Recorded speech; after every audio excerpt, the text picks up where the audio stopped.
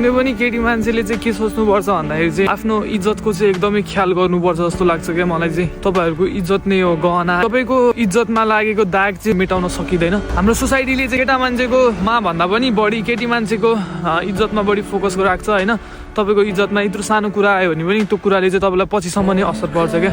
त्यही भएर तपाईँ चाहिँ छोरी मान्छे हो, तपाईँले आफ्नो इज्जतको ख्याल गर्नुपर्छ। कुन ठाउँमा कसरी हिँड्नुपर्छ, कुन ठाउँमा कसरी बोल्नुपर्छ, कोसँग कस्तो व्यवहार गर्नुपर्छ, कोसँग कस्तो रिलेसन राख्नुपर्छ, तपाईँहरूले सबै कुरामा चाहिँ ध्यान पुर्याउनु पर्छ क्या। तपाईँहरूको यत्रो सानो मिस्टेकले तपाईँहरूको जिन्दगी बर्बाद हुन्छ। त्यही भएर तपाईँले चाहिँ धेरै कुरा सोचेर हिँड्नुपर्छ। तपाईँको पास्टको सबै कुराहरू एक्सेप्ट गर्न नसक्ने कुरा पनि हुनसक्छ। पास्टमा जे भयो त्यसलाई बिर्सिदेऊ भन्ने होइन कि पास्टमा गरेको गल्तीले भोलि मेरो फ्युचरमा चाहिँ कति असर पार्छ भनेर तपाईँले त्यो बेला पनि सोच्नुपर्छ जस्तो लाग्छ मलाई चाहिँ। धेरै कुरामा तपाईँहरूले विचार गर्नुपर्छ। तपाईँहरू हिँडेको बाटोमा चाहिँ धेरै मान्छेले नजर राखिरहेको हुन्छ अनि त्यहाँ चाहिँ तपाईँहरू कसरी सचेत हुने भन्ने कुरा चाहिँ तपाईँमा भर पर्छ।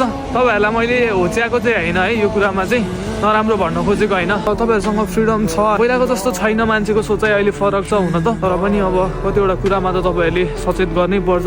जतिसुकै डेभलप भए पनि, जतिसुकै चेन्ज भए पनि यस्तो कुराहरूमा चाहिँ कहिले पनि फरक हुँदैन। सबैले नोटिस गरिरहेको नै हुन्छ। तर तपाईँ कसरी हिँड्ने, कसरी बोल्ने, तपाईँले गरेको कामले भोलि तपाईँको लाइफमा कतिको असर पर्छ भनेर सोच्नु होला। सबै कुरामा चाहिँ ध्यान दिनु होला, केयरफुल भएर हिँड्नु होला। त्यही भन्न चाहन्छु म मेरो दिदी बहिनीहरूलाई। त्यही हो, त्यही भन्न चाहन्छु यार।